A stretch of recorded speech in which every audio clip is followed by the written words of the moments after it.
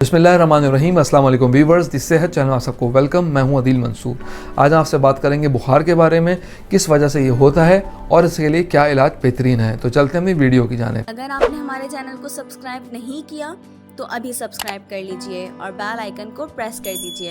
Viewers, हमारे जिस्म में अल्लाह ताला ने मुदाफ़ियती निज़ाम रखा है। जब कोई इन्फेक्शन या बीमारी हम पर हमलावर होती है तो हमारा मुदाफ़ियती निज़ाम हरकत में आ जाता है। इस दौरान हमारी इम्यूनिटी और इन्फेक्शन के दरमियान जंग होने लगती है, जिसके बायस जिस्म की हरारत नॉर्मल लेवल से बढ़ जाती है और हम बुखार महसूस करने लगते हैं। फीवर होने की कई मुख्तलिफ वजूहात हो सकती हैं। हर इन्फेक्शन के बायस बुखार का ख़तरा बढ़ जाता है, ये एक लाजमी सी बात है। एलोपैथिक अद्वियात के रिएक्शन से भी ऐसा बुखार हो सकता है।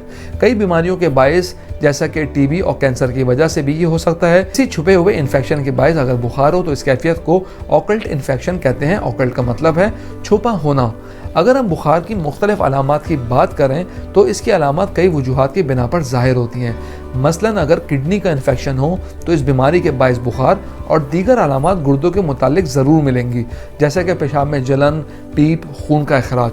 इसी तरह अगर मैदे और आंतों में इन्फेक्शन हो और बुखार हो रहा है तो मरीज़ में पेट दर्द, मतली, कै और स्टूल्स वगैरह की अलामात ज़ाहिर होंगी। यहाँ हम कुछ ऐसे टेस्ट का जिक्र करेंगे जो अमूमन करवाए जाते हैं। अगर फेफड़ों की बीमारी का शुबा हो तो सीने का एक्सरे करवाया जाता है, इससे नमूनिया की कैफियत देखी जा सकती है। बलगम का भी कल्चर करवाया जाता है ताकि असल इन्फेक्शन की डायग्नोसिस हो सके। इसके अलावा टीबी के शक को दूर करने के लिए सीने के एक्सरे, बलगम का कल्चर और खून का लेवल चेक किया जाता है। इसके अलावा टीबी का टेस्ट भी करवाना चाहिए। कैंसर के लिए कैंसर के टेस्ट डॉक्टर्स करवाते हैं। व्यूअर्स, अगर हम होम्योपैथिक इलाज की बात करें तो बुखार की बेशुमार अद्वियात होम्योपैथी में मौजूद हैं, लेकिन हम उन अद्वियात का जिक्र करेंगे जो क्लिनिकल प्रैक्टिस में ज़्यादा इस्तेमाल होती हैं। सबसे पहली मेडिसिन है एकोनाइट 30 पोटेंसी में। यह हर किस्म के बुखार के लिए मुफीद है।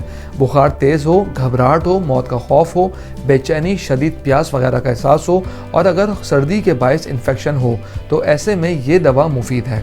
सेकंड मेडिसिन है बेलाडोना 30।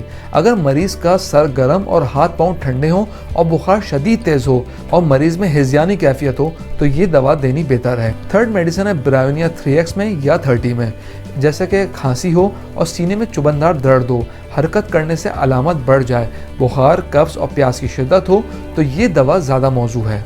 व्यूअर्स, ये सब दवाइयाँ जो 30 बार में बताई हैं, इसको आमतौर पे 5 कतरे थोड़े से पानी में डालकर दिन में 3 बार पीनी चाहिए। नेक्स्ट मेडिसिन है पल्सटीला 30 में या 3x में। अगर मुंह बिल्कुल खुश्क हो, प्यास लगे और शाम के बाद बुखार चढ़ जाए तो इस दवा का इस्तेमाल मुफीद है। व्यूअर्स, इसके अलावा कैंट का तैयार करता fever compound syrup, fever compound tablets बुखार के लिए काफ़ी इफेक्टिव हैं, ये आप ले सकते हैं। और कैंट नंबर 70 ड्रॉप्स, ये भी बुखार के लिए मौसर कंपाउंड है, इनका भी इस्तेमाल किया जा सकता है। व्यूअर्स, अगर आप नॉलेज हेल्थ मैगजीन के ई-मेंबर बनना चाहते हैं तो स्क्रीन पर दिए गए व्हाट्सएप नंबर पे अपना नाम और शहर का नाम लिख के व्हाट्सएप कीजिए और हर महीने नॉलेज मैगजीन अपने मोबाइल पे पढ़िए।